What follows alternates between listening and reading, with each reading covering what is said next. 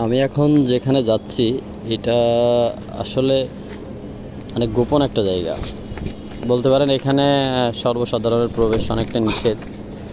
তো আমরা মূলত ফুটবল খেলার জন্য এখানে যাচ্ছি। জায়গাটা অনেক সুন্দর, এমন একটা জায়গা এটা আসলে ভিতরে না ঢুকলে বুঝতে পারতাম না জায়গাটা কোথায়। এটা একটু পরেই বলি। তো আশেপাশের ভিউটা একটু দেখেন, এত সুন্দর একটা লোকেশন। প্রথমে ভেবেছিলাম অন্যরকম কিছু হবে, তো দেখছি এটা আসলে অনেকটাই গ্রামের মতো। ভিতরে মানুষ ধান চাষ করছে, তারপর বিভিন্ন রকমের সবজিও চাষ করছে, আবার মাছ চাষও হয় এবং এখানে গরুও চড়ায়। কিন্তু এখানে মানুষ ঢুকে কেমনে? তো আমরা যখন প্রথমে ঢুকলাম তখনই দেখছি এটা একটা সুড়ঙ্গ টাইপের আছে, সেখান দিয়ে ঢোকা যায়। মূলত এটার মেইন গেট দিয়ে ঢোকার কোনো সুযোগ নাই, যেহেতু এখানে কোনো রাস্তা নাই। তো আমরা একটা সাইড দিয়ে হাঁটা শুরু করলাম। বৃষ্টি হওয়ার কারণে অনেক কাদা এখানে, তো যাওয়ার মতো পরিবেশ আসলে নাই। দেখেন কি অবস্থা, পা স্লিপ করে পড়ে যাওয়ার একটা উপক্রম। তো এমন একটা জায়গা, মনে হয় পাহাড়ে উঠতেছি, এমন একটা পরিবেশ, শুধু সুবিধা না। এই জায়গাটা এটা বাংলাদেশ বেতার রেডিও কলোনি, ঠিক না ভাই? হ্যাঁ। আমরা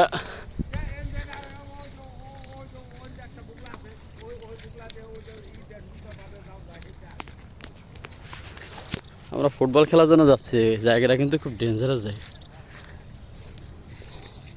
বাংলাদেশ বেতারের ভিতরে ধান চাষ হয়, এটা আপনারা না দেখলে বুঝতে পারবেন না।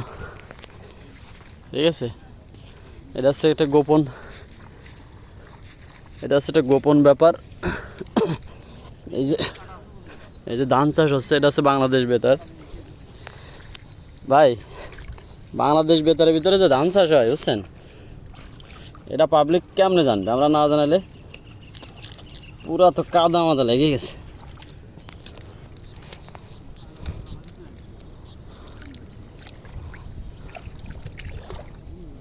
আমরা যখন যাচ্ছিলাম দেখেন আইলের পর দিয়ে কিন্তু কাটা দেওয়া আছে, যার কারণে আমরা এই ড্রেনটা ইউজ করতেছি। তো ড্রেনটা অনেকটা নিরাপদ বলে মনে হচ্ছিল। তো হেঁটে যখন যাচ্ছি দুপাশের ভিউটা দেখেন, চারিদিকে যতটুকু চোখ যায় ধান চাষের জন্য রাখা হয়েছে। আমার মনে হয় মূলত এটা যেহেতু সরকারি একটা জায়গা, এখানে কিছুটা অবৈধভাবে হলেও এই ধান চাষটা হচ্ছে আর কি। তো আমরা যাই সামনের দিকে।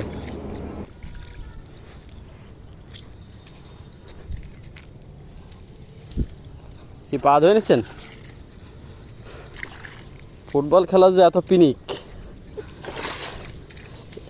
পৃথিবীতে যে কত পিনিক আছে তার ভিতরে জুতো পাই দিয়ে লাগবে, নাহলে অনেকক্ষণ কাটা মারা থাকতে পারে, ঠিক না ভাই? পুরো পাহাড়ি এলাকা।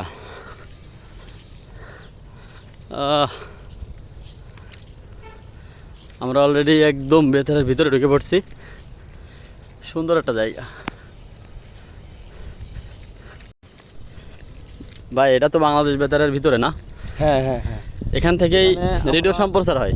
হ্যাঁ, এখান থেকে রেডিও সম্প্রচার হয়। আমরা এখানে ফুটবল খেলাধুলা করি এবং বাইরের এলাকার যারা লোক আছে সবাই সেখানে খেলাধুলা করে। তো জায়গাটা কিন্তু একেবারে একদম গ্রামের মতো। ভিতরে যে ধান চাষও হচ্ছে, সবজি টবজি সবই চাষ হচ্ছে, গরু আছে। কি একটা অবস্থা না? এত সুন্দর পরিবেশ। এই যে খেলা হবে একদম বেতারের ভিতরে, সুন্দর একটা জায়গা।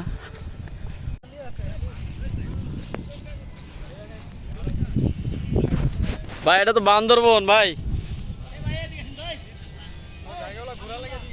ও অস্থির একটা জায়গা না? পাহাড়ের মতোই তো,